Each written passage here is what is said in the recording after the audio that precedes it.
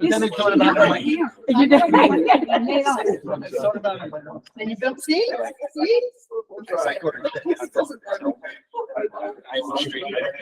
I know when I should go to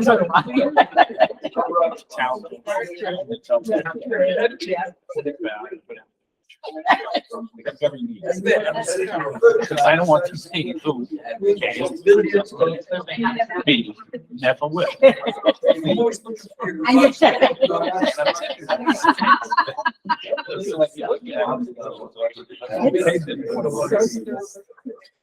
this is going to be done. So I'm not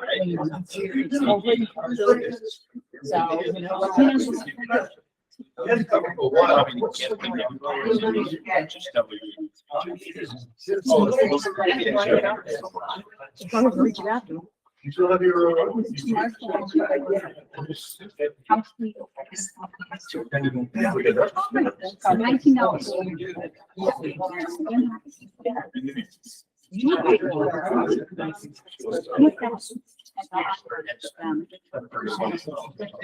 Yes.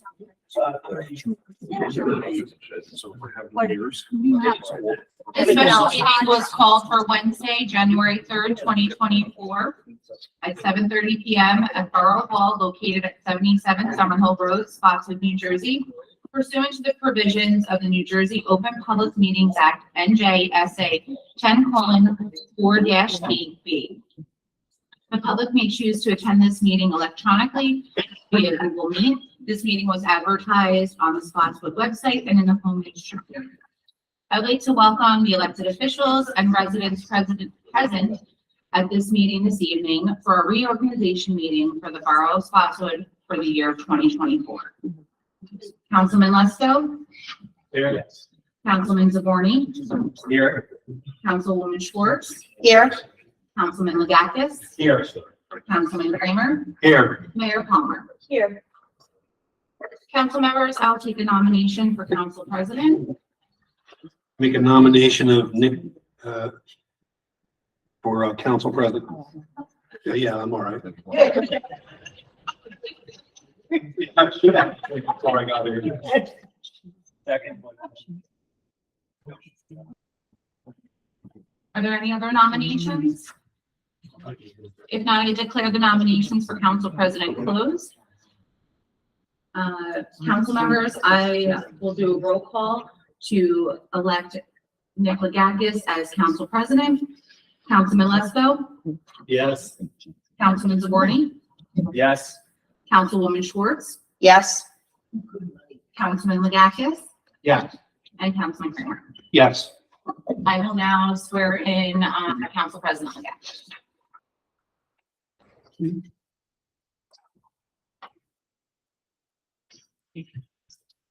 And repeat after me. I got it. I, Nick Legakis, do solemnly swear do solemnly swear that I will support the Constitution that I will support the Constitution of the United States of the United States and the Constitution of the State of New Jersey, and the Constitution of the State of New Jersey, that I will bear true faith that I will bear true faith and allegiance and allegiance to the same to the same and to the governments established and to the governments established in the United States in the United States and in this state and in this state under the authority of the people, under the authority of the people, and that I will faithfully, and that I will faithfully, impartially, impartially, and justly perform and justly perform all the duties of the office all the duties of the office of council president of council president for the Borough of Spotswood, according to my best ability. according to my best ability. Thank you very much.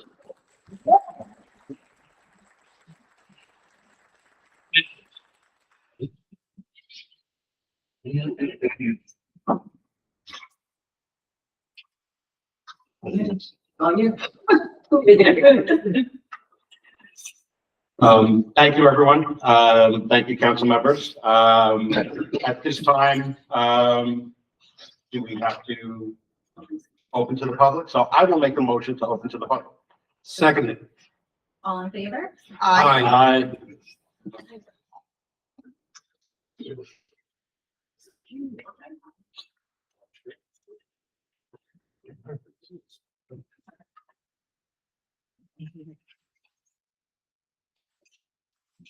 Happy New Year. Happy New Year. No, it's not working. Of course not.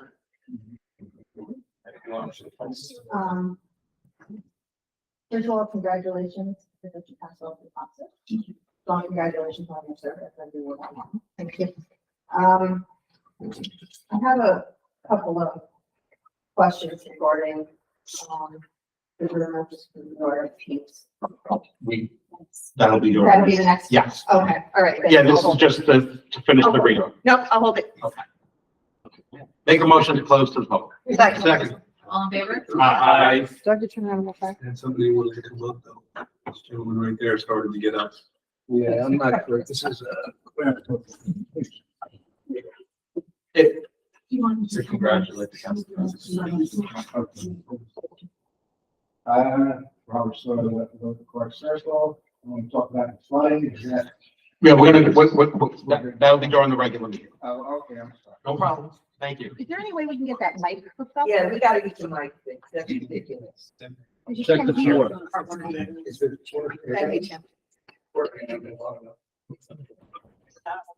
That one, all right. Refunding, check the. Okay, no, that's perfect. Thank you, Charlie. Thank you, Charlie. He knows his stuff. Natural.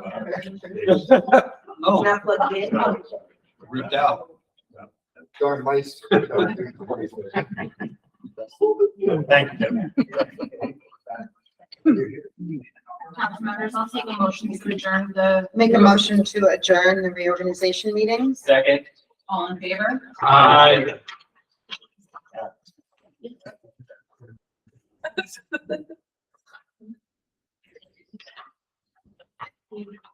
This meeting was called for Wednesday, January 3rd, 2024 at 7:30 PM at Borough Hall located at 77 Summer Hill Road, Spotswood, New Jersey, pursuant to the provisions of the New Jersey Open Public Meetings Act, NJSA 10:4-8B. The public may choose to attend this meeting electronically via Google Meet. This meeting was advertised on the Spotswood website and in the Home News Tribune. Councilman Lesko? Here. Councilman Forney? Here. Councilwoman Schwartz? Here. Councilman Kramer? Here. Council President Legakis? Here. Mayor Palmer? All right, we'll start off with the engineer report. Happy New Year, everyone. Happy New Year. I have nothing to add since the December 15th report. Okay. Any council members have any questions about the engineer, engineer? Okay, thank you. All right, we have resolutions under consent agenda. Whenever you're ready. We have resolution 2024-1, resolution to appoint council president, 2024-2, our temporary budget, 2024-3, tax collector empowered to allow a 33-day grace period from billing date of all utility bills and authorized to charge 8% per annum interest up to $1,500 and 18% per annum over $1,500 on all delinquent utility bills. 2024-4, Borough Council to authorize the treasurer to make such investments of public funds of the Borough of Spotswood on hand and not needed temporarily in any insured association or federal association in such principal office or branch office up to the amount of which such accounts are insured. 2024-5, Borough Council to fix a penalty to be charged to a taxpayer with a delinquency in excess of $10,000 of all taxes, water, sewer, and municipal charges who fails to pay the delinquency prior to the end of the calendar year. The penalty so fixed shall not exceed 6% of the amount of the delinquency. 2024-6, tax collector is empowered to allow 10-day grace period for payment of municipal taxes and assessments without imposition of any interest charges in the event that the taxes and assessments are not paid on due dates and within this grace period and become delinquent. The tax collector is authorized to charge 8% of annum interest up to $1,500 and 18% of annum over $1,500. 2024-7, Jose Rivera is hereby appointed a member of the Housing and Community Development Committee for the year 2024. 2024-8, Mayor Palmer is hereby authorized to sign any and all permits and applications with the State of New Jersey Department of Environmental Protection. 2024-9, Business Administrator Brandon Umba be designated as the Borough of Spotswood's Public Agency Compliance Officer for the year 2024. 2024-10, resolution authorizing an annual tax sale by the tax collector. 2024-11, Borough Council give advice and consent as to enable Wendy Rochford to serve as Deputy Emergency Management Coordinator as appointed by Mayor Palmer for a one-year period commencing January 1st, 2024 through December 31st, 2024. 2024-12, resolution authorizing the CFO to pay certain vouchers when required. 2024-13, council may participate in a council meeting and cast a vote for or against an ordinance or resolution on the council agenda by telephonic conference call in order to complete required actions for the year 2024. 2024-14, resolution to authorize the cancellation of underpayments and or overpayments under $10. 2024-15, Councilman Kramer is hereby appointed a liaison for council as Class 3 member of the Planning Board Zoning Board of Adjustments for the year 2024. 2024-16, resolution authorizing the tax assessor to file appeals and execute stipulations of settlement on behalf of the Borough of Spotswood. 2024-17, resolution awarding contract/purchase orders to On-Site Fleet Services, Inc. for maintenance and repairs for heavy-duty vehicles. 2024-18, resolution designating the Home News Tribune and the Star Ledger as the official newspapers. 2024-19, resolution appointing fund commissioner. 2024-20, resolution authorizing the execution of a non-fair and open contract for the borough auditing services. 2024-21, resolution authorizing the execution of a non-fair and open contract for bond counsel legal services. 2024-22, resolution authorizing the execution of a non-fair and open contract for borough attorney legal services. 2024-23, resolution authorizing the execution of a non-fair and open contract for labor counsel legal services. 2024-24, resolution authorizing the execution of a non-fair and open contract for tax attorney legal services. 2024-25, resolution authorizing the execution of a non-fair and open contract for redevelopment legal services. 2024-26, resolution authorizing the execution of a non-fair and open contract for prosecutor legal services. 2024-27, resolution authorizing the execution of a non-fair and open contract for public defender legal services. 2024-28, resolution authorizing the execution of a non-fair and open contract for special counsel legal services. 2024-29, resolution authorizing the execution of a non-fair and open contract for borough engineer services. 2024-30, resolution authorizing the execution of a non-fair and open contract for borough planning services. 2024-31, resolution authorizing the execution of a non-fair and open contract for grant consulting services. And 2024-32, resolution authorizing the execution of a non-fair and open contract for risk management and insurance broker services. Thank you very much. Yeah. At this time, I'd like to make a motion to open to the public. Second. All in favor? Aye. The public comment portion of the Spotswood Borough Council meeting is to allow the public to bring to council's attention their concerns or comments in accordance with NJSA 10:4-12A, as well as Spotswood Borough Ordinances 2:18 and 2:19, except upon consent of the council president. Each person addressing the council in the case of a resolution shall limit their remarks to 3 minutes, and in the case of an ordinance shall limit their remarks to 5 minutes total for the meeting. No person shall direct any remark or question to any specific council member except by permission of the council president. Any council member through the council president may choose to answer a question, but they're not obligated to do so. All persons wishing to address the council shall do so from the podium or another location specified by the council president. Each person addressing the council must identify themselves by name and address. If said person is representing a business or organization, they shall further state whether their comments are their personal view or those of a group they represent. So at this time, anything that has to do with the resolutions that are on the agenda, you may come up and speak about that. Anything else we will address during the regular meeting. And the engineer.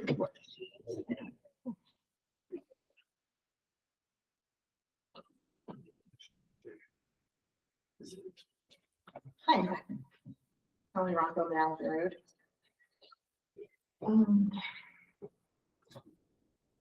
I apologize. I need to read it on my phone.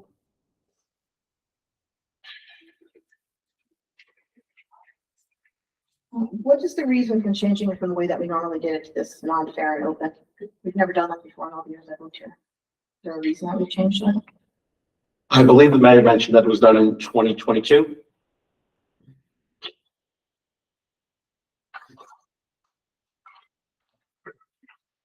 I did some research online and I had called the election board. And I was informed that when you have a non-fair and open contract, that anybody that is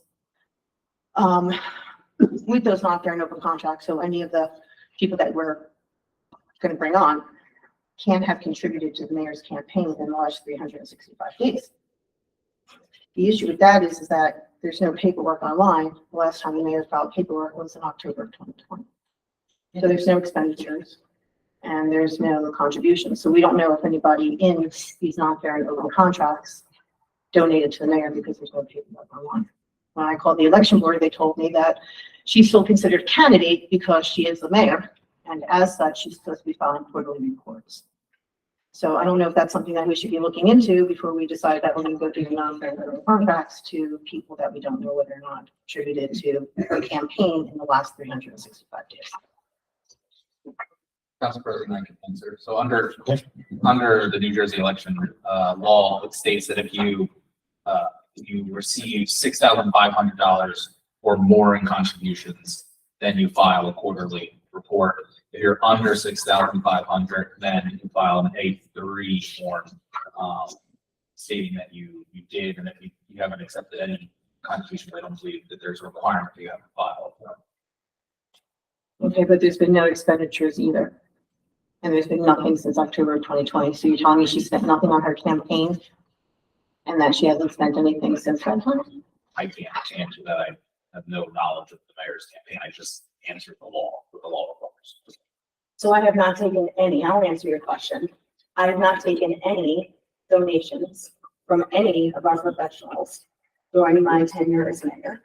I have not taken any donations actually since I became mayor. And one of the very reasons that I purposely wanted to do a non-fair open, as I did in the last election year that we had here, was precisely for that reason, that even going forward, no one can take a donation from any of our professionals, even in their campaign this year. So Councilman, anybody running for council, the council seats that opens, the mayor's seat that opens, we cannot accept donations from any of our professionals. And I purposely did that during the 2022 election year, so that there was nobody could say, well, the only reason that they were appointed is they gave money. So now no one can donate. No, none of these professionals can donate to anybody. But yet they're probably taking the money before you were elected mayor. Well, before I was elected mayor, those professionals were not on and any money that was given to me was not reportable from any of our professionals. Really? You reported it online in October of 2020. Yeah, that I got. Who did I get a donation from? Understate and from Jack Kramer. Right. And so that was recorded, and I did not have anything to do with who was on the schedule at that time. Okay, but there's been no expenditures? expenditures, I have not spent, yeah, there's a form that gets filled out that says, if I do not spend more than 6,500, is it, Brandon? I believe it's the accepting of funds, the 6,500. Off the top of my head, I don't know the expenditure. I do know if you There's a accept form that you- donations right. in excess of 6,500, you must report to email. Right. Which I didn't, but reported what I got. But the expenditures aren't there either. Well, the expenditures, there was a form, I believe it's an A3, and it says if you don't spend more than $5,400 on your campaign, which all of the other, council people also have done. If you didn't spend more than that money, you don't have to report. Okay, because that's not what the elect board told me today. Well, I mean, that's what every, I just all find of it us have done interesting. that. I just find it really interesting that we've always done it another way, and now we're doing it this way, and you want to maintain the exact same people, even though there's been tremendous controversy with those people in this town.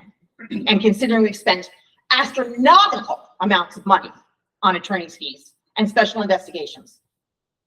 More so, and not for nothing, Jackie, you used to stand right here at this podium and bitch the same bitch I'm bitching now. But yet, we paid Vicky $158,000 this year so far to date. And had excessive amounts of special investigators. Non-fair and open? More like the Jack McConnell way of being a dictator to the entire town.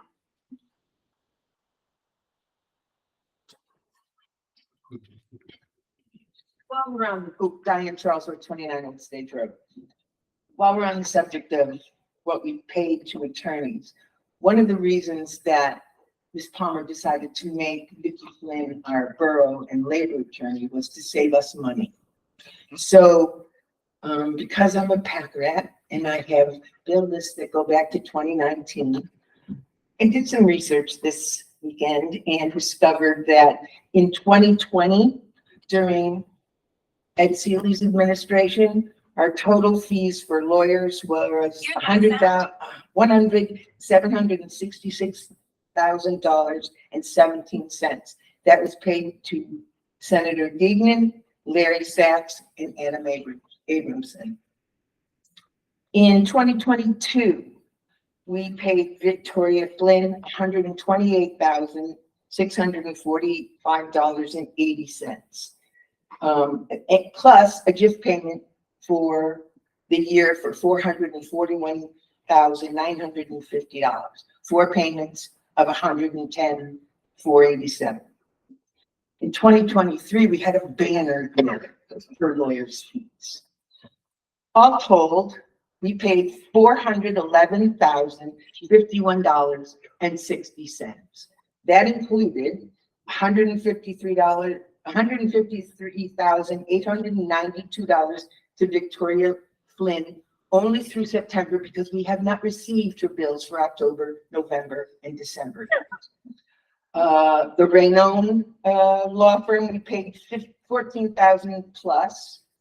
The Hatfield firm, we paid $34,000 plus. And Parker McKay, we paid $33,000 plus. But we started the year off with a bang by paying $175,000 to Sciarra and Catherine Bone to cover a lawsuit filed by a police officer. And our gift payment this year was $468,467,000. 4 payments of $116.75. So tell me where the savings are, Mayor. I'm not gonna discuss any. Tell me where the savings are. Well, That is your whole premise of me. I'm gonna be, Ms. Charlesworth, I'm gonna be very honest with you. Oh, 90 that's unique. 95% of the reason that we had to have special investigators is very much the reason of what you have said, what others have stood up here and said it publicly, in which we then had to look at each other and say, how does that information get out? From Who you, knows that? you, How does it, oh, okay. you're How the did big mouth, right? that particular information And so then a special investigation needs to be opened up in order to do that. So unfortunately. Why do you have the lawsuits to begin with? What? Malfeasance on your part? No. Oh, okay. Okay, how many lawsuits are we talking about? How many 3 or 4 at this point, and one coming down the pike real close. for me? Yeah. I'm pretty sure that we have 3 open lawsuits at this moment in time. Okay, like I said, Rolled over. 3 or 4. 2 are rolled over from the prior administration, and 1 is on this administration. No, it's not. No, it's not. No, it's not. No, it's not. Okay, so what are we gonna do? Are we gonna continue to bleed money to her? I hope not.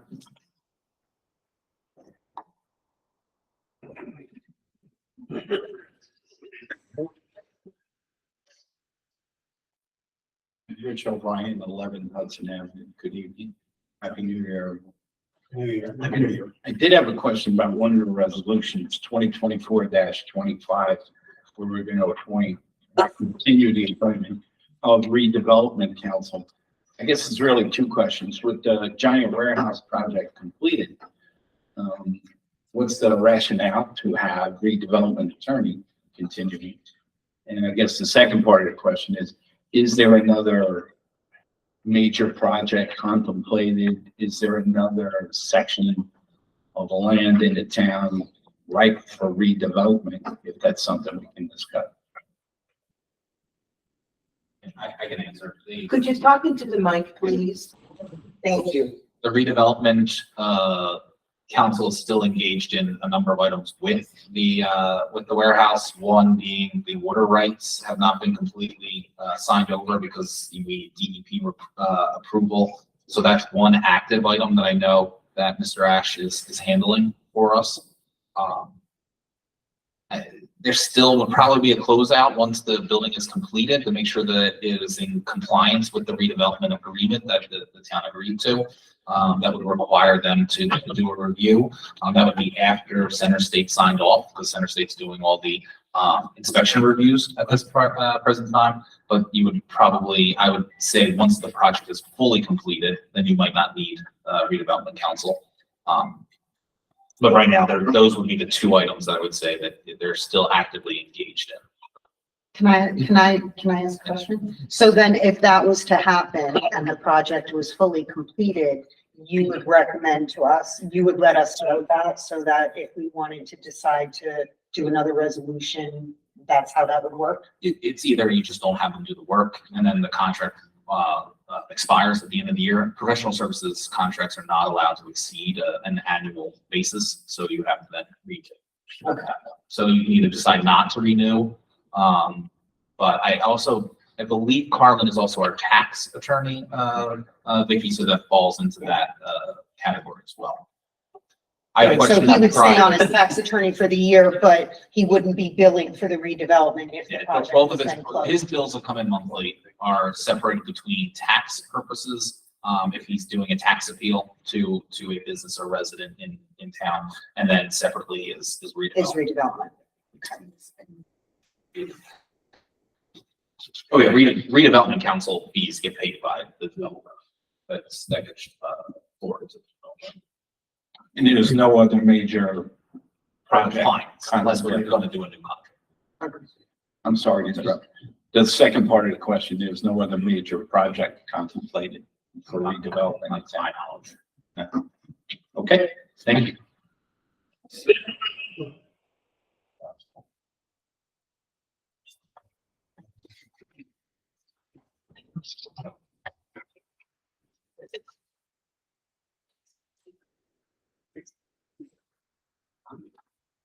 Good evening. Happy New Year. Ed Sealy, 88 Elm Street, Spotswood, New Jersey. A couple minor questions. We're redoing a tax attorney, right? And we do a tax attorney for taxes because that's your specialty, right? Same as almost any attorney, just like you wouldn't take your car to a mechanic or a doctor. Well, and we can agree upon the fact that some lawyers are more specialized in certain fields. That is my only concern with only one appointment. And that would be labor attorney and borough attorney, because I believe labor attorney is a very important part. And the person who knows labor law is a lot more extensive than a regular attorney in that field.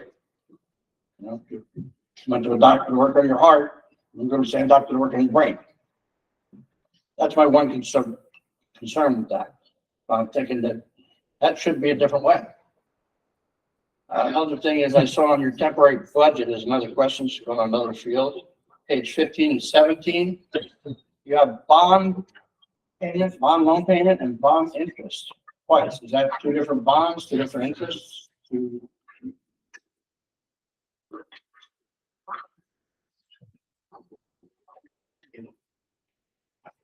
So bonds would be the bond notes that you have that are long-term notes. You did not put into anything with notes. That would be a ban payment, temporary financing. And then you have the MCI loans with interest. So that's a separate, I believe it's an infrastructure loan. And then at the bottom is NJEIT principal and interest, which is a loan that the town got for it was stormwater replacement. I would have to look at it, but we still have payments in our debt service schedule. First, let me say, thank you for looking at me and your experts. Well, I do appreciate that. I mean, I get when you talk to the council, but most of what you say to the council before they sit up there and say, okay, we're doing this, that conversation should have been had already. Okay, so when you talk to them, not the person up here, just a piece of advice, it's just a little bit, so. Technically, I'm supposed to address. I understand that, but I'm sure the council president could direct you, if he would, talk to the public, because that just alleviates one more thing. Other than that, say the rest for the next part of the meeting. And Council President, just so that you know, under the law, the temporary budget is a 26.25% of the prior year budget. However, debt service payments, you can put the complete amount in, so that that's an exemption from the 26.25. So that total amount, I believe Natasha said that was the full amount for debt service, but that can exceed the 26.25%. Thank you.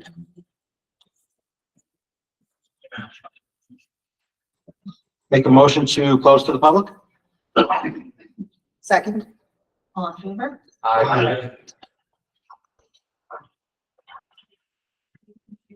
Make a motion to adjourn. Seconded. All in favor? Aye. Take a quick recess.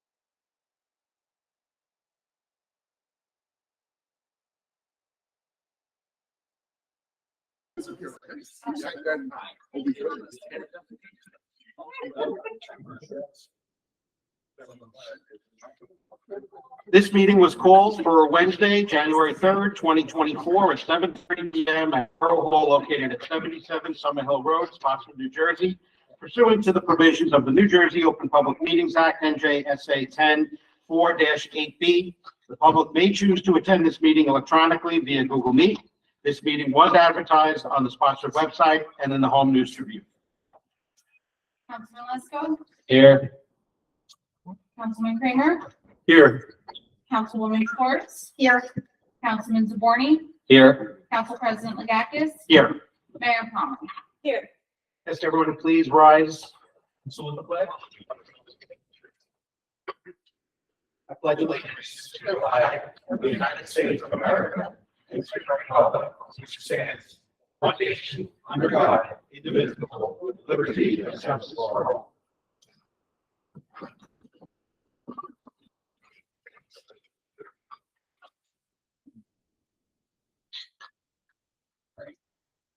Council President, council members, I'll take a motion to adopt resolutions.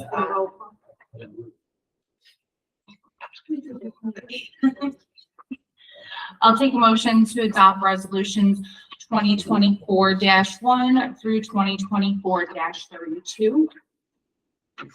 Were we doing a roll call on the resolution? Is that what you meant, Ricky? Roll call came in with flag. Right. So we have to single a few out. Right. So I'd like to do a roll call on resolutions 24-22, 24-23, and 24-28. Please.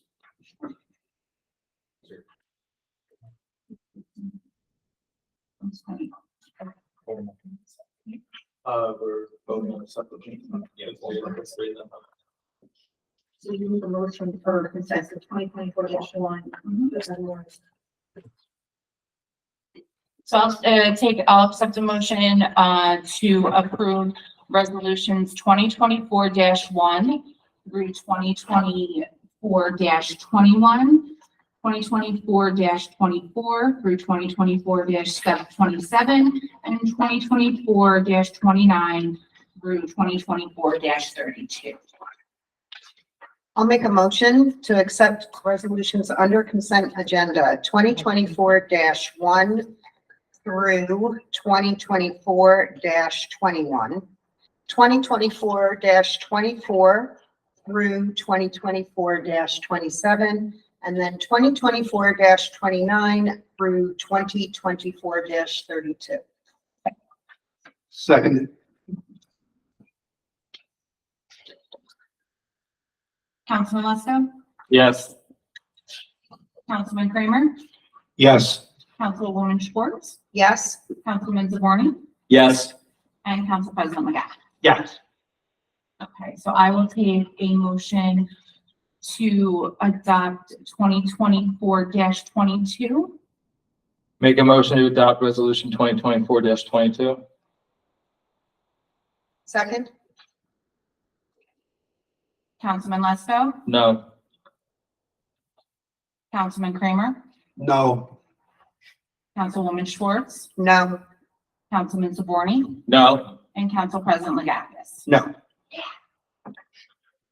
Council President, council members, I'll take a motion to adopt resolution 2024-23. Make a motion to adopt resolution 2024-23. Seconded. Councilman Lesko, No. Councilman Kramer, No. Councilwoman Schwartz, No. Councilman Zaborni, No. and Council President Legakis. No.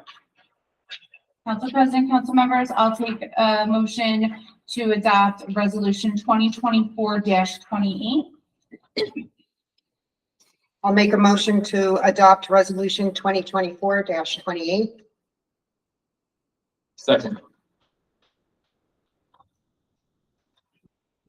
Councilman Lesko, Yes. Councilman Kramer, No. Councilwoman Schwartz, No? Councilman Zaborni, No. and Council President Legakis. No.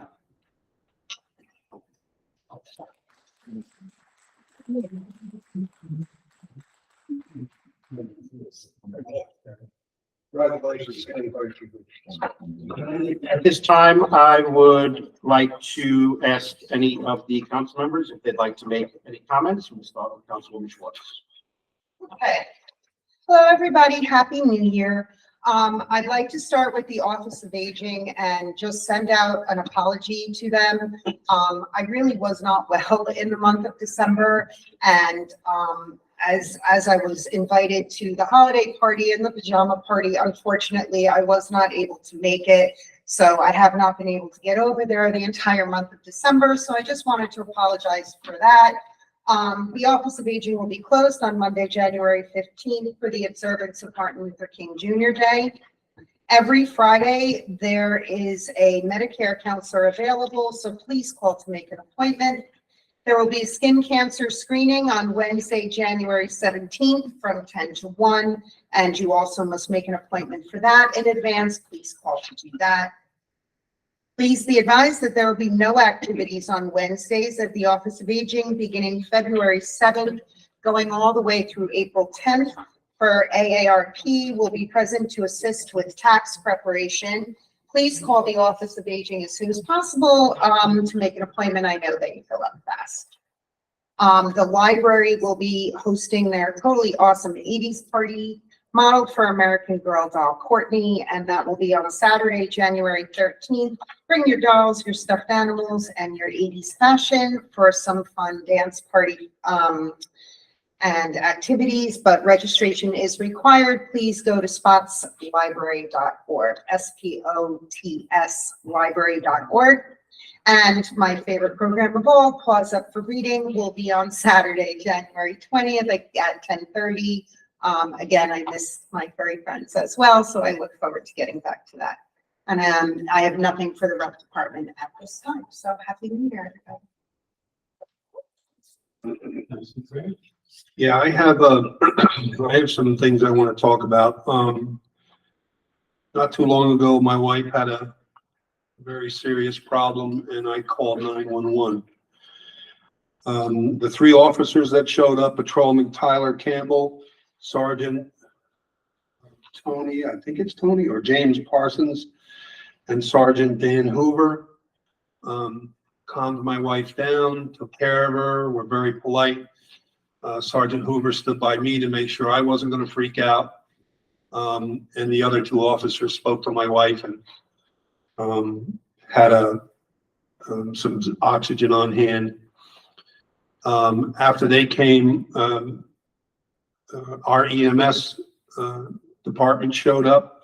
Pat Burns and Jeremy Brito took care of my wife, talked to her, and then kept her as calm as they could get her. And then the paramedics showed up and they took over. And we did transport her to Robert Wood Johnson, and she turned out okay. We spent a couple hours there.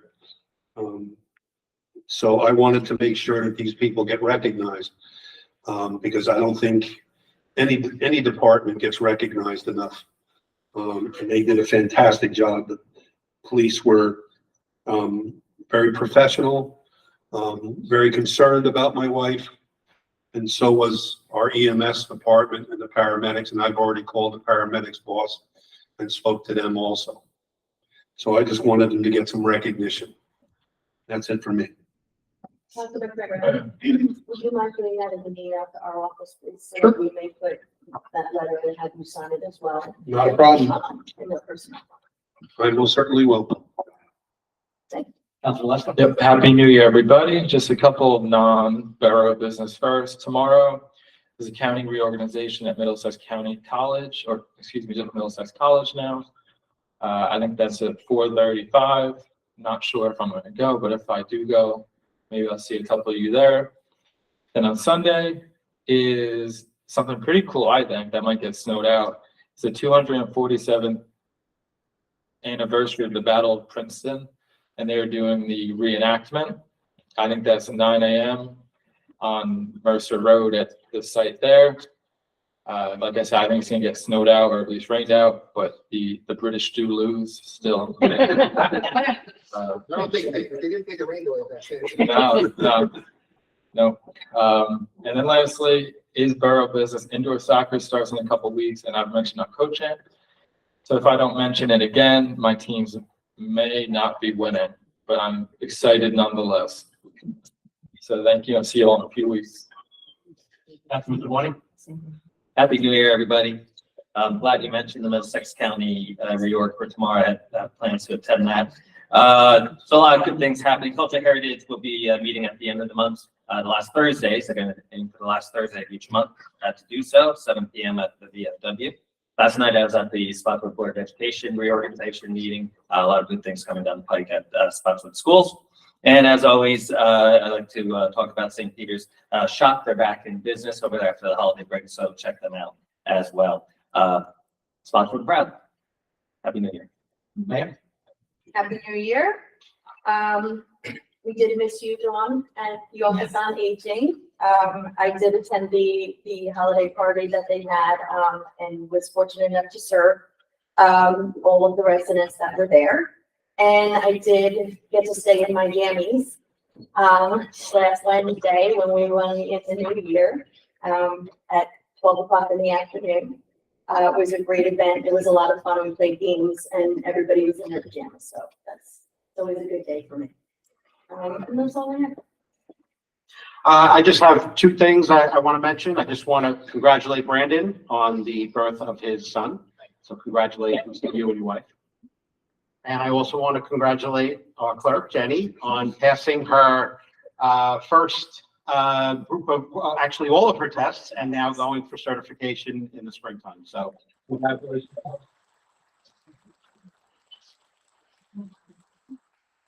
We're all in 4 months on top of that. All those classes completed in 4 months. Yep. This time I would like to make a motion to open to the public. Second. All in favor? Aye. At this time, you can come up and speak about anything that concerns you, not just what's on the agenda.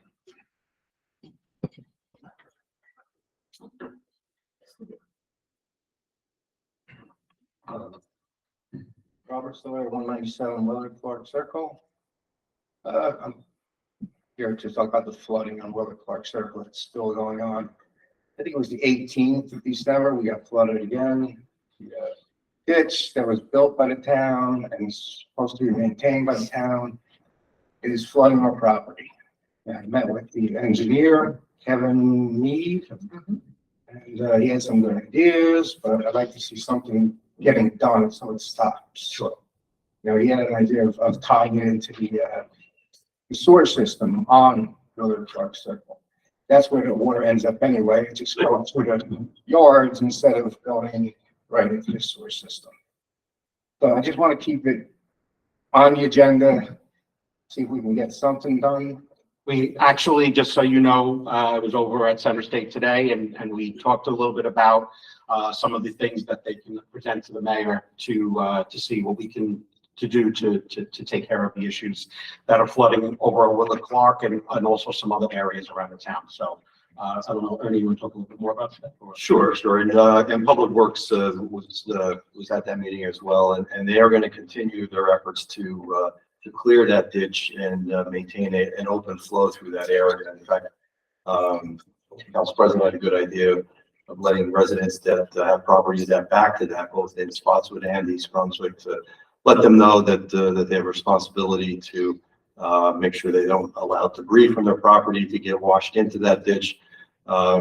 It's heavily thrown into that ditch. or thrown into the ditch. It's heavily wooded. It's not always obvious until there's a flooding event, and then the material gets washed downstream. And as we know, we get some flooding between the homes and into the roadway. So they'll be back out there. Those notices will go out in the next couple of weeks. Public Works would like to get out there sometime in February or March to continue clearing that ditch and opening that back up. We think that will help to some degree. Then to expand upon what you had mentioned during your meeting with Kevin Mead, That is one of the things that we are considering, perhaps being able to capture when the water does exceed the level of the ditch, to capture that water and get it into the storm system in the roadway now. And it's something that I've brought to the mayor's attention and to Brandon's attention as we talk about capital budget for this upcoming year, because that is something that will require funding to be put in place. It'll require DEP permitting because we'll be modifying what they consider the natural flow of water as it exists today. And then thirdly, our public works director had asked if my department could take a look at the basin near their facility to see if perhaps we could utilize that existing basin to slow down the water that's coming through that area. Right, Because some of it, right, some of it does head. Reduce, then let it go slowly. Right. And that's something we're going to take a closer look at. That will be a taller hurdle to get over at NJDEP. But it's something to consider, and another way of reducing the amount of flow during heavy rain. So it's front and center. We were talking at it at length today. Okay, I appreciate the help and just waiting for the big rain and have a dry property. Can I ask a question as well, since I'm on this email chain and I've been working on this with Mrs. Crace and Mr. Sawyer since the summer. Mr. Mayor had indicated that he was going to take the excavator back out sometime before the end of 2023 in that month of December. Has he done that yet? Does anybody know? I believe today he mentioned that he was back out there, did some work, and then plans to complete his work in February or March. In February or March? Okay. And his reasoning is he's waiting for the cold weather to come through. Apparently, there's a lot of ticks and animals that are in that area, and the thought process was, since he's going back there, some of it will be on that equipment. A lot of it has to be done by hand. Okay. And he's really waiting for the cold to come through and then get out there right after that. And that was the explanation that was given to me, but he did indicate to me that he was going to take the machinery back out and Right. try again Right. before January. So I wasn't sure if he had actually. He had done some of that work. Okay.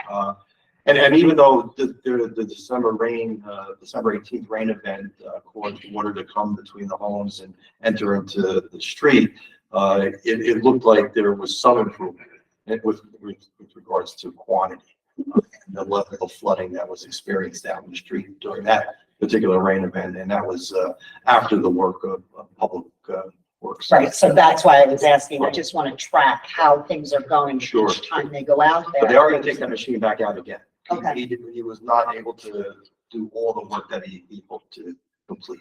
Okay. Okay, thank you very much. Thank you. Thank you.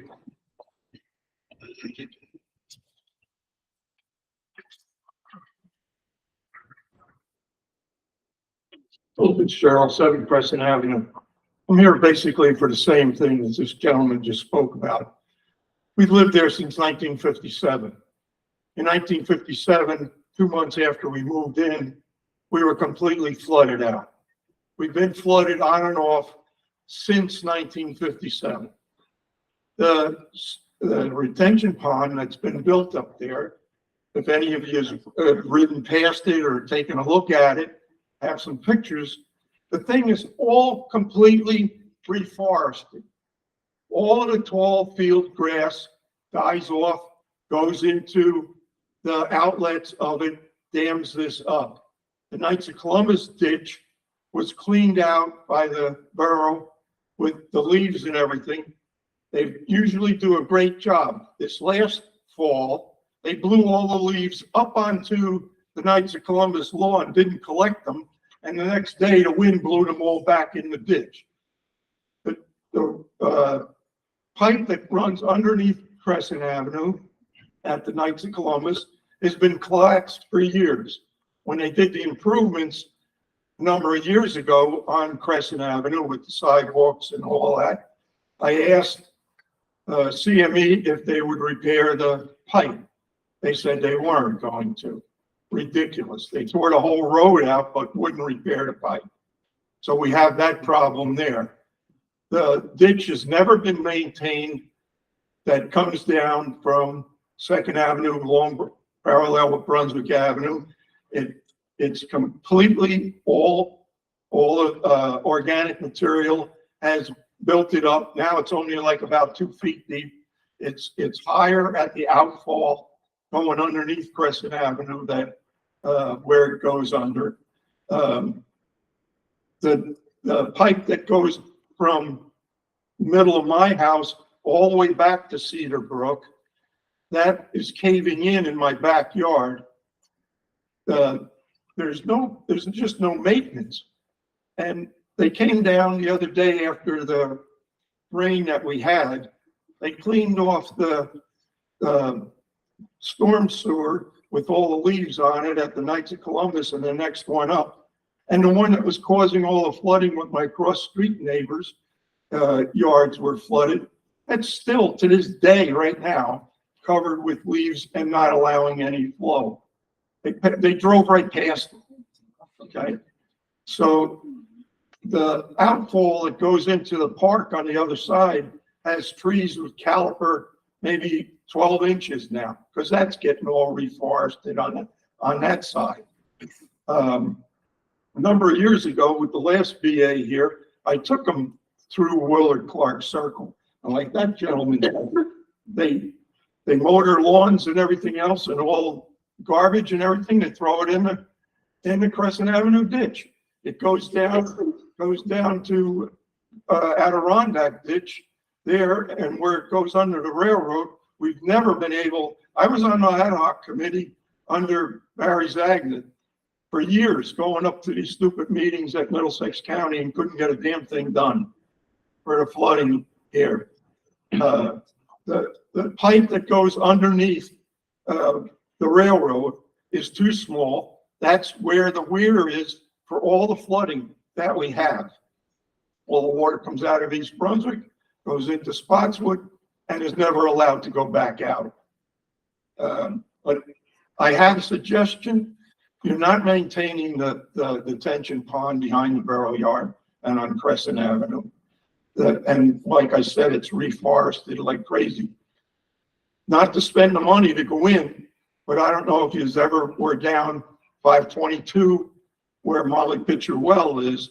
The Forestry Service does controlled burns on all those historic fields down there. You could do the same thing with the Forestry Service and Spotswood Fire Department's brush truck. They burn that off every year. They do it on a controlled basis. They burn about 5-6 feet. I know about this stuff. I'm a life member of Spotswood First Aid Squad. I was a mobilization director for 20 years in Middlesex County in the 14th District for New Jersey State First Aid Council. So I know about controlled burns and what they could possibly do there, where it wouldn't be to put a machine in there to cut the grass, harvest it, and everything else. We burn it off every year. I noticed there's houses close by. It doesn't matter. It's a controlled burn. They're there with a hose. They burn about the area of right here, and then they move on. And you just keep doing it, and all that field grass is taken out. Trees you got in there, that was never supposed to be a forest. It's a detention pond to protect us downstream. There's more building going on up Brunswick Avenue, the mosque or temple, I'm not sure which one it is. And that all up there, any building that's above Crescent Avenue, county did when that top homes was done, they were supposed to be assessed for downstream improvements. We got about $25,000 years ago for that one development that was up there, and they used it over on Summerdale area for the flooding there. I used to attend all these meetings. I stopped just because of the flooding on Crescent Avenue, but I stopped because I went to work for Monroe Township and I didn't want to have a conflict, and I retired. So I'm back and I'm watching now. Okay? So if you'd like, I'll give you these photographs. You can look at them yourselves. of the condition of the detention pond. It's terrible. And nothing has been done, nothing. It's just awful that this has become. There was never a damn bond with Di Stefano building up there. He got away with murder with it, with the whole damn thing up there. And it's just been a mess ever since. So Mr. Fitzgerald, after the meeting, if you can stick around, we can take down your information and, try to. I've been an expert on this flooding. The reason why, a couple of things for your own edification, okay? We lucked out with this last rainstorm. The one that was a couple of weeks before it wasn't as bad. Here's the big thing why we lucked out. Because of the duration of the rain, okay? It came down maybe 15, 20 minutes, and then it eases up, and it's allowed to run off. The other big thing was, if that was in another month, like you're talking about February, March, doing something, once that ground freezes, there's no place for it to go. We had penetration. That's the Crescent Avenue sands, the big aquifer underneath all of that area up there. And the water drains right down. Everybody's sump pump comes on. That's the reason for it. But in August, January, July, the whole summer, your sump pump's never running. But if it was frozen, the water's got no place to go. And it all would have been on the surface, and we all would have got flooded out again. That's the big things why. And the storm sewer system to dump it down there, when we get a real rainstorm, there's a geyser coming out of the storm sewers on Crescent Avenue and Worley Clark's Avenue when Cedar Brook fills up. So you dump water down those storm sewers in the middle of a flood, you're just going to have, it's not going to take a drop. And that's something that I brought to council president's attention at our meeting today. Was my concern was we'd have to fully analyze downstream to see whether there was capacity to take that, because of your concern was my same concern. We could never get Conrail to do anything about the pipe underneath. In years to come, I mean, years ago, that the water came out of the pipe pretty well and then went over to Manalapan Brook. But somehow, when I went down there a number of years ago with the one of the other BAs when we got flooded out pretty bad, and showed him all of the stuff, actually physically took him back there, and everything was all jammed in there, jammed in the pipe going underneath the railroad. The church built a big parking lot on Manalapan Road and extended the parking lot out into where the pipe used to come out. Now the water has to make a left-hand turn coming out. There's another backup. How that was permitted, I don't know. But yes, I will stay and talk to Get your information and about it. I'd like to see the pictures. Yeah. Thank you. I was just gonna be an observer, but he jumped right in my puddle. Literally. I live on Willard Clark Circle, and I've been up against Cedar Brook for years. What's your name, sir? And when you talk about improving the water, getting more down, all you're doing is taking a funnel that's already full and saying, we gotta pour more water in it faster. Because there's a 4-foot pipe under that levee. I'm calling it a levee, which is the railroad. And when you look at the flood map goes out like a pine tree. And then all of a sudden it's straight as an arrow. That's the levee, the railroad track, and there's only a 4-foot pipe under it. So if you increase the flow, all you're doing is backing up more. And like you mentioned, natural flow, that levee is not natural. That's not a floodplain. The whole floodplain comes down to a 4-foot pipe. And God forbid a plane someday comes down that flow and turns sideways in front of that pipe. And the railroad should be obligated to increase the amount of water that goes under it. Even if they did it like on a higher level for a flood day. Right now, if that pipe ever got plugged up, the overflow is the tracks and the houses would be underwater.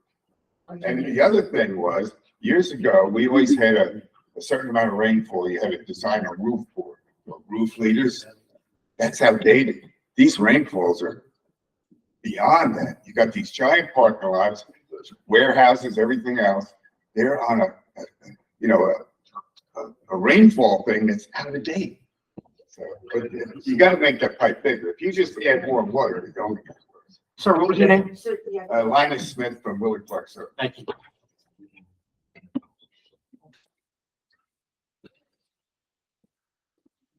Tom Kozbowski, 304 Brunswick Avenue. So like the one gentleman said about, over on Crescent, that the pipe has collapsed. It's exactly what Kozbowski's been telling you for 7 years, these trucks running on that road. How do you think that collapsed? So we have another issue that I'd like to bring before this council again. And I believe it was Sunday or possibly New Year's Day. There's an officer on Brunswick Avenue taking radar. It was a pretty quiet day. I stopped, I talked to him. I advised him that 3 houses from my house, there's a house was sold. 277 is the address. There's a box truck, a commercial box truck in the driveway. I thought, well, weeks ago, I thought, well, they're moving in. Well, looks to me like there's about a couple families living in the house. That's none of my business because I don't know anything about the rules or any of that. But as I pointed out numerous times, over and over, the truck is over the 4-ton weight limit on the street. And every night it is parked there. If you go there right now, it's parked there tonight. It was parked there yesterday during the day. And it leaves in the morning and it comes back out. So evidently, they think they're going to run this truck there. So I advised the officer about it. And then again, and I've been hearing this over and over through the years, they obviously don't know the rules of this stuff. I have a CDL in my pocket. I worked for Amaron Hess for over 20 years. We took these trucks all over in towns and we had the regulations and I know how it works. The guy who comes there, if you don't catch him, doesn't matter to me. That truck is parked on that property at night. How did it get here? Did it levitate through the air at night? No, it was driven down Brunswick Avenue from one end to the other or Adirondack and parked it. So the officer advised me, well, the owner of the truck gave the guy probably the truck to drive, so he's bringing it home. Oh, well, I don't care. He can give him the truck with a bow on it.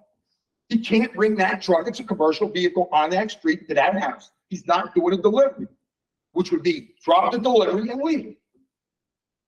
And I keep, this is over and over. How many times have I told you this? Hey, Sealy went around and got a bunch of them when I pointed that out when he was mayor. I told Jackie about them. She's talked to everybody. What we're doing now is, and I spoke to Phil Corpusero in detail about this. We write letters to the companies now so that they'll tell them if we catch your driver on our streets, we're going to get the next couple of times that we catch them that they're not supposed to be here, a ticket. That ain't working. You smack the kid for touching something and he keeps doing it. What are you going to do? Oh, Sonny, we're going to get you. Oh, we're going to play this cat and mouse game. What I need is a good lawyer that when I flip out and I blow a gasket, drop dead or whatever, which they would probably love, well, I'll get a lawyer, let them handle the whole thing. How many times do I have to come here and tell you this? Here's the plate number, and I'm going to show you. Last time I told you, I wanted to show you, only 1 or 2 council members look. I'm going to show you the picture of the truck in the yard that you can see it. And I have a whole phone full. This is my flip phone. This is the new phone.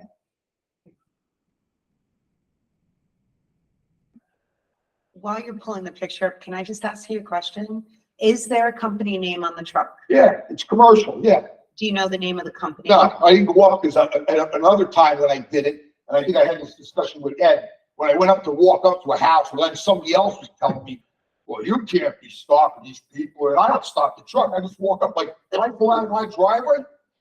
The guy's going by, so I follow him. Well, an officer could be crap that I'm following the truck. Well, I'm going to ShopRite.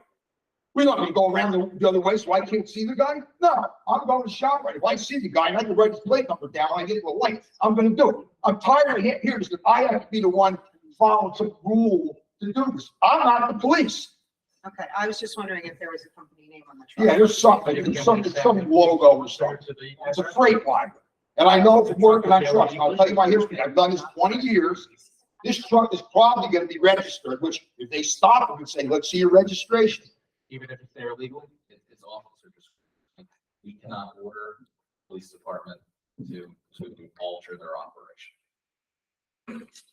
Well, say that again, Hannah. How's that go? We, the administration cannot, Well, administration council. or no one. council, no one on the dais here can direct the police. It's officer discretion. Officer discretion. So if you've had a discussion with the chief, that's the best that we can do as well. Well, I'll tell you what, I'm gonna go around all the other towns because I happen to know from living in South River and living in East Brunswick. And one of the council members told us all this when he was here, who resigned. He said he was a police officer, and he said, I'll tell you what, if in our town when I was there, this would have been remedied already. But once again, somebody probably knows the guy who feels better. Now, I know that the person who bought this house doesn't even live here. They're in New York, renting this house. So does this town, when these people buy a house and rent it out, do they go around and check that all the ordinance stuff is followed and all? Because they got cars all over the front lawn, which I don't care. I got cars on my lawn too, but we've gone by and seen them parked on the sidewalk, working on the car, out in the street working on the car. So those, definitely send that information to us when that happens, because it could be, because we can send code enforcement out. Well, I spoke to the police a week or so ago, and I called. I actually called Phil's office, because when I did call in, and I spoke to, I believe it was your son dispatcher at one time. He is now. Okay, so I would always get him on the phone right away. If he was taking care of him, talk to whoever. I called him one day. They put me on hold for a minute. The phone went dead. So I called Phil's office. I left a message, 2 messages, and I said, call me back. I ain't heard nothing. So was he away or something? He did have vacation. Oh, well, then, okay, so there you go. They can tell you that. They just say he's not around right now. All right, so here's the plate number. It's a Freightliner XMV J36. And I know they can check that truck's probably 26,000 pounds at least, depending on what's lift gate or what other options are on that thing. So do the math.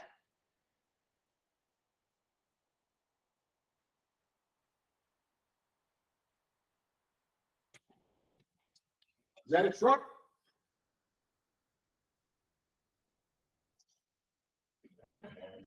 It's a little big. They're gonna bring models like it was the record guy that had the record over on Willard Clark. And so like this other gentleman said about the pipe being collapsed, I still see them every now and then running down Crescent Avenue. Every day. Maybe that guy, I don't know. People come to me in the shop all the time to tell me, but nothing gets done about it. Because we don't want to, the Teamsters will get mad at us or something. Remember Jimmy Hoffa?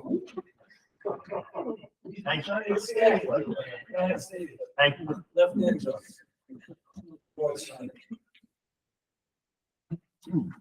How you doing, council? I just wanted to make a comment to Name I'm going to remain anonymous. Just came here to mention, just gonna be short, so I'm not gonna take long. I happened to be at the Keyport Council meeting in December on the 19th, which was their last meeting of the year.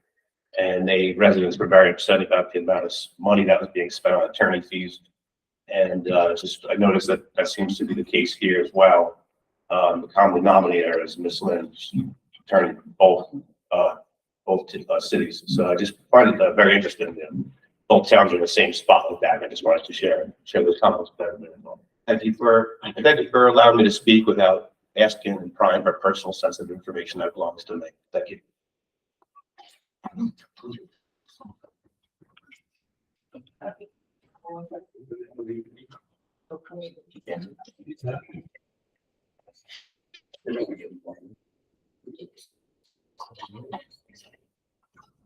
Good evening again. Holly Rocco, Malcolm Road. Thank you. You're welcome. I was on the DCA website, and from what I understand and from reading it and from some other information that I had gotten when I called DCA, all of our part-time employees, starting in November 2008, are supposed to be enrolled in the pension program if they maintain and make over $5,000 a year. So we're supposed to be putting in 3.5% as the town. They're supposed to be putting in 5.5%. So I would like to know why it is that we've had, I don't know, 4 mayors, 150 DAs, and 72 audits since then, and nobody's picked up the fact that our employees are supposed to be in the pension program. It was picked up by the auditor this year. We have been going through, to basically go through which employees need to have it, making sure who goes in the DCRP. Because it would be a DCRP enrollment, not a PERS enrollment. The project is still ongoing to try and figure out how far back legally we have to go. But my office has been yet. So we only found out about it this year? I've been here for 7 months. I got it at the audit and I started working on it. Mayor? It was, Brian found it, When? I want to say last year, right before we left. So we did nothing for a year. No, we didn't, because Brandon came in and that was one of the things, as soon as the CFO we brought in. Oh, speaking of the As soon CFO, as does Natasha- the CFO have an exemption letter to be in Tennessee? Yes, she does. Really? And we've gotten approval from the DCA. Is there an exemption letter? To my knowledge, yes. So if I open request it, I'll get that.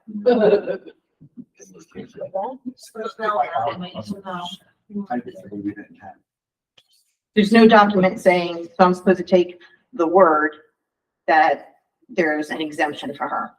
Well, DCRP or DCA wouldn't allow a CFO to serve, so she wouldn't be able to sign a budget for a town if she didn't have exemption.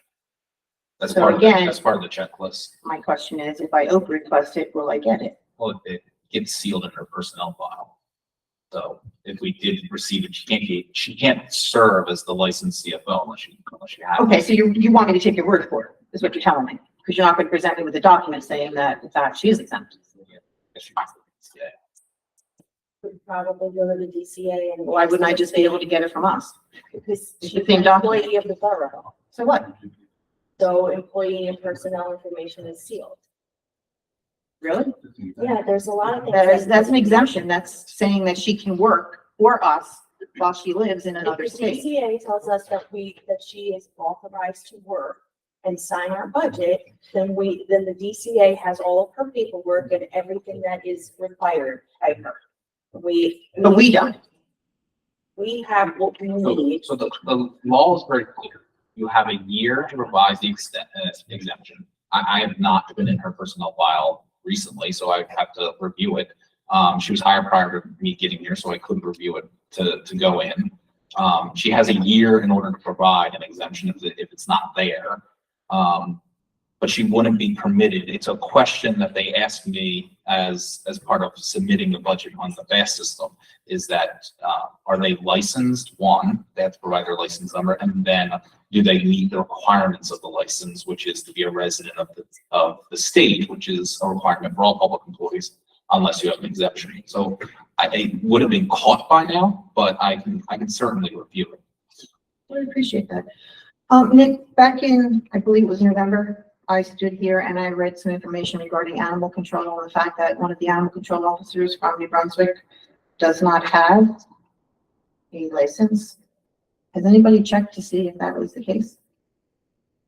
Yeah, I believe we went through. I know John talked with them, but I mean, we don't maintain their license. We You have a have to by law. contract. We have a contract with New Brunswick, that they would provide us animal control services. So when the state goes to them, they would check and make sure that those people are licensed. Under the requirement of the shared service, they would just have to provide us with licensed individuals. If they're not providing us licensed individuals, then they're in violation of the contract. So we're going to get sued because we potentially have somebody that's not licensed because, We don't get sued because we have a contract that states that they would provide us with licensed individuals. okay, but you're supposed to have a copy of their license on file. We do not maintain it on file. They do.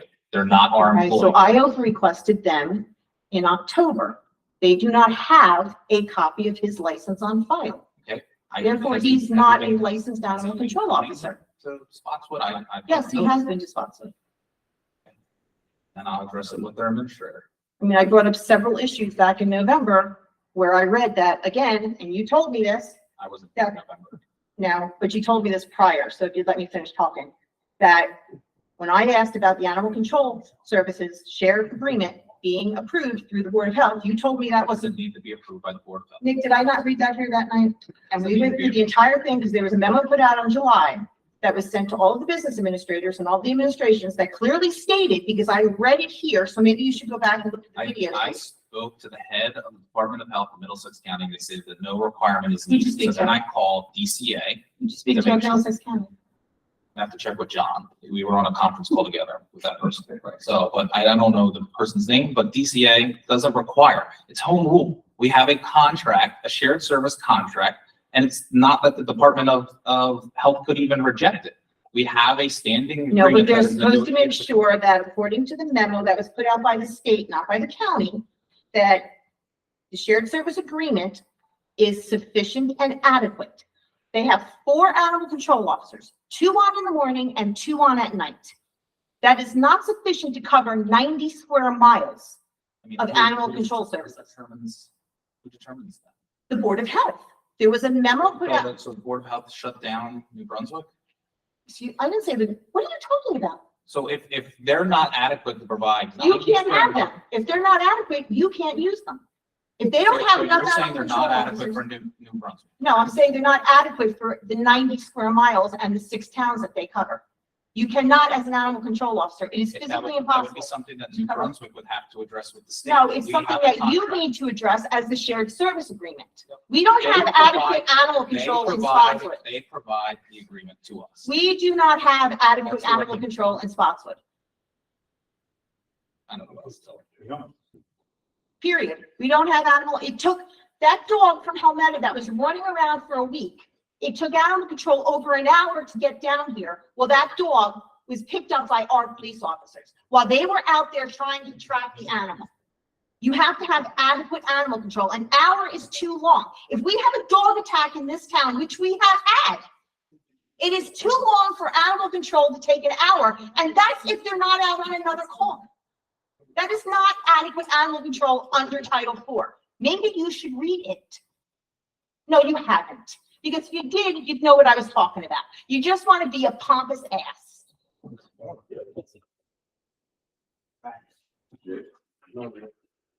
Make sure you send the state police to my house on that one, because that got you real far the last time. Please. Diane Charles was 29 Old Stage Road. Back in October, when the PBA did their vote of no confidence, I believe that Mayor Palmer stated she had a year to take somebody from acting, say, acting sergeant, to then give them the title, the full title of sergeant without the acting in front of it. That would have involved Officer Mayo, who is acting captain. His 1-year anniversary of that title was up December 18th. So I'm wondering if he's been given the full title yet. Oh, for crying out loud. I think the facts are wrong. It doesn't matter. Captain Genovese didn't retire until June 1st of this year. Okay, well, there goes another lawsuit.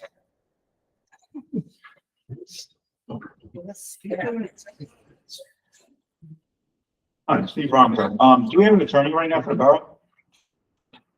Yes. She can be held over under the public contracts law. She can stay until 44,000. You can be appointed by the mayor. Or And is that serve an act. resolution was just dropped? It was, but she's still under a public contract law that goes up to 44,000. That's We not have- required to go before council. So do we have do we have a borough attorney right now? So up until 44,000, she can continue to stay on, even though that, without council consent. So what does that mean? That means that the mayor can appoint her to stay on as the borough attorney and the labor attorney up until 44,000. Up to $44,000? Yes. 44,000, and then after that. Oh, so she they can would hear a need lead. council. They would need council approval. So why don't we Similar hire to special counsel. Why don't we just hire another attorney? That way we don't even have to have her. It's. I'm not talking to you. Excuse me, sir. We don't have that. We cannot appoint. It's the mayor's choice. The council attorney also? It's the borough attorney and the labor attorney the mayor, what the mayor's, selection, which was put out here today, even though we voted no on it, she will remain on at the mayor's choice until 44,000. We So we haven't gotten a bill from her since September. She was So- approved for. I'm not speaking to you. So So- contract started. Is he a guest here? So we haven't gotten a bill from her since September. So she gets to delay this until whenever and then go, oh, here's $150,000 bill. Oh, oopsie. Correct? So I did speak with, Brandon earlier with regards to the budget from last year. So the money, correct me if I'm Typically, wrong. we receive invoices, you can accept invoices for a whole year, because now the 2023 budget is in reserve. But technically, you would want to try and receive them in the first 3 months of the year, because you can do transfers at that point. So all professional services have been advised to provide their bills within the next 3 months, so we can close out the 2023 year. The 2024 year would mean that Ms. Flynn is subject to a 44,000 cap under the public contracts law that she was appointed through the power of the mayor of the QPA. So can we pass an ordinance here to do a monthly invoice instead of a whenever invoice, whenever my department can? We are urging this one to please, get her bills in on time. I mean, she's not welcome here. Why, I mean, I don't understand the deal. I mean, she's protecting the mayor. That's her whole entire job here is to protect the mayor. So we, as I've mentioned, we don't have the ability to do anything further because of the fact that the mayor has chosen to keep Ms. Flynn on as the borough attorney and the labor attorney up until $44,000. So there's nothing more that we can do about it at this time. I find that hard to believe. That's the law. Unfortunately, Mr. Ronco. Again, I'm not speaking to you. He's in charge. He's in charge of the meeting. You're a guest. See, this one just, I mean, you sent the state police to my house. I mean, shut up, right? But I answered your question. I don't know what else you want me to say right now. There's nothing more I can do about it. All right. Yeah, I mean, the state troopers are at my house and they specifically said you. Yeah, you. The mayor. You're the mayor. Diane Charles with 29 Old Stage Road. Considering past practices with Miss Flynn's delinquent billing, how are we gonna know when she's reached the 44,000 threshold this year? I could put her on as an employee And then we'll know? and we'll set a salary. And she'll get paid like every other employee in the borough, which Wouldn't we that be can do. refreshing? Which we actually can do. So I Agree, so she can go wanted into the actually to pension do that. And she would be the director of law, which is outlined as a director. And if she's our director of law, will No, she be no, able to no. be the borough attorney for any other municipality in this state, like she is with Keyport and Bradley Beach? Just like other employees within the borough have alternate work as well. It would get support, it would get submitted to us, and it would be, approved or denied for her path outside of funding. That happens in every department here, there's an outside of funding. And specifically under the law, if Ms. Flynn was an employee of the town, she would not be permitted to be in the pension system if she's doing personal service contracts in other municipalities. If she was a sole employee to the borough, she would then be permitted to be in the pension system if she wasn't providing services to other towns. So that's the requirement of the law because of issues that were happening where in strong mayor forms of government, you do typically see an employee that is paid as the paid attorney employee. And the law changed, I want to say back in 2011, but it doesn't permit them to be in the and it actually can help carry. Okay, well, I hope you've understood that many people are hesitant to believe that we'll know when she hits the 44,000 threshold based on past performance. So we need some kind of guarantee that will happen, some trigger that will notify you guys. She wouldn't be permitted to, It's the same as with the other special counsels that are brought on, and that I've discussed with the council president. If you're staying under the paid play, it's 17,500. If you're over the paid play, it's 44,000. If they bill beyond the 44,000, they can't actually bill it beyond the 44,000. So if you receive the bill, let's say in June, and Ms. Flynn exceeded the 44,000 at that point, she's not permitted to be paid. You're not allowed to issue a PO. Because I don't have counsel approval. Total cutoff at 44,000. Okay. Is there something in the computer system that will trigger that? I'm not sure. Under admin issues, I'm sure if you're a non-contract, what you're subject to. And that Okay. applies. Thank you.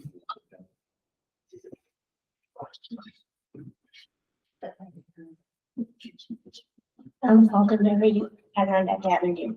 I don't think this was answered, but what happens when she gets 44,000?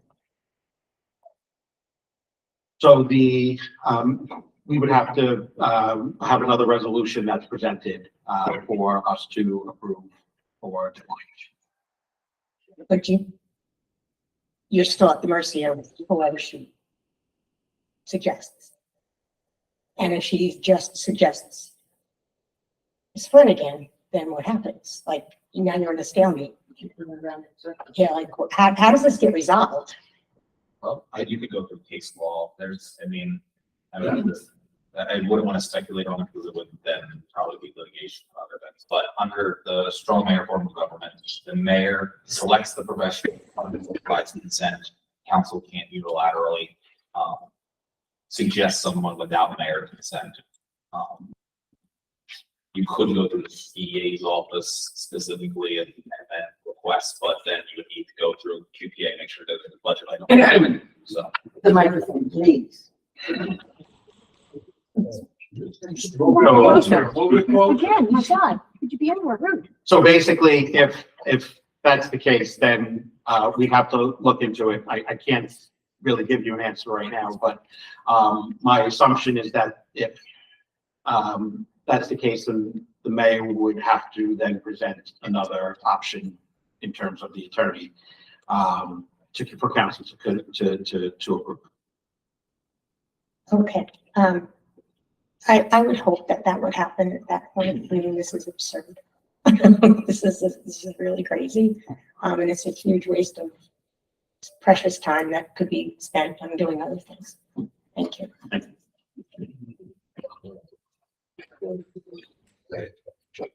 And Richie Todd Drive. First off, happy New Year. Second off, congratulations to Brandon on his baby. And third thing is what the last two speakers spoke about is exactly what I brought up about changing this to strong council, weak mayor form of government. This is the prime example of putting everything in one person's hand and you and not having shit to say about it.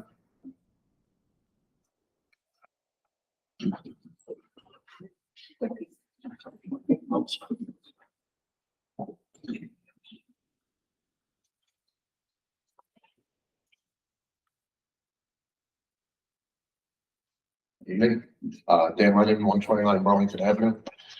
I apologize in advance, and comparatively, I'm going to be very boring. So, I'm a member of the Spotswood Board of Education. Last time was our reorganization meeting. I was reelected. Thank you, Mr. Supporting for was attended. I was reelected as president last night. As such, I am the liaison for the town council. So I just wanted to come and reintroduce myself. If I could echo a sentiment that Councilman Kramer brought up earlier regarding our first responders, police officers in the town. Earlier this year at our first varsity football game on Saturday, it was a very, very hot day, not a lot of cloud coverage. One of our elderly fans had a heat-related emergency, and we could not be happier and more grateful to the police officers and first responders there that day who were able to take care of the fan, and luckily they were back the next week cheering on the team. So just to echo that sentiment. A couple other things, our referendum that I spoke about the last time did pass. I want to thank Ms. Service. It's hard enough being a borough clerk and running one election in a year, let alone having a special one thrown in just 2 months before general election. So to her and all the election workers, thank you very much. And also want to thank OEM Director Jose Rivera with the impending weather coming in this weekend. He has been great communicating with Superintendent Peabody and our leadership teams to ensure that if the weather does hit, our staff and students will be able to have the safest approach to school if possible that day. So thank you, OEM Director, and that was about it. So thank you very much. Happy New Year. Congratulations on the baby. Thank you. So thank you. Thank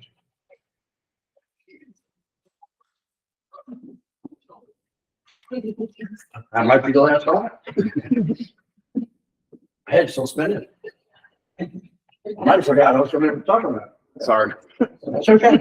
Okay, Ed Sealy, 88 Street, Spotswood, New Jersey. First, I want to say, Mr. Fitzgerald, right? That's your name, sir? That's correct.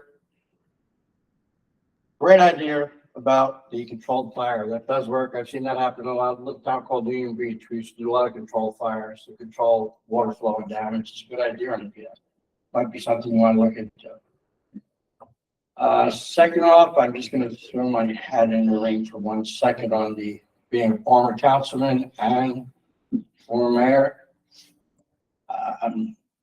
Council does have advice and consent. So when you said before they had no power, they do have power. They have advice and consent power. Consent in the dictionary means yes or no, period. That's what's going on here with yes or no, yes or no. Yes, you can carry on for a while. My personal opinion, I don't believe for 1 minute that our attorney would want to be a public employee in the town. So I think it would restrict how much money she could make. That's just my opinion. Most important thing, water doesn't work. I'm kind of like a little thirsty there, but you know, they tell me it hasn't worked in quite a while. This year, this is personal now. My son had his first child, so I had my first grandson. Really happy about it, but what it did to me the other day when I was holding him, I looked at him and I said to myself, I can't change the world. I can't fix the world. But I can start here. So I'm going to be here a lot now. And I will have issues that I'm going to bring up. And if someone cares to fire back, go ahead. But if you do, I'm going to come back 3 times over. Because I've been nice up to now. And I don't like being loud and nasty because it gets nothing but everybody upset and makes these meetings 20 hours too long. Okay, so with that being said, I'm back. Have a nice day. Thank you. Thank you. Congratulations on your grant. Thank you.